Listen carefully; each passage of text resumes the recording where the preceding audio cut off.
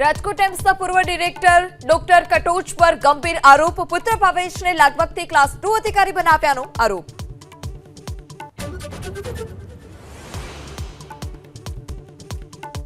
વલસાડ બાદ હવે નવસારીને મળ્યું વંદે ભારતનું સ્ટોપેજ। કેન્દ્રીય મંત્રી સી.આર. પાટીલે રેલવે મંત્રાલયનો આભાર માન્યો, કાર્યકર્તાઓએ વ્યક્ત કરી ખુશી।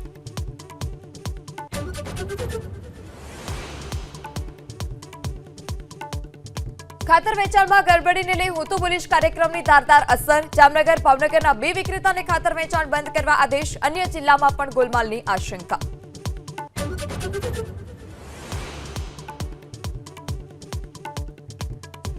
ખેડૂતોના ખાતામાં થોડીવારમાં જ હવે જમા થશે કિસાન સન્માન નિધિનો 20મો હપ્તો। પ્રધાનમંત્રી મોદી વારાણસીથી ઉત્તર પ્રદેશને આપશે 2000 કરોડના વિકાસ કાર્યોની ભેટ।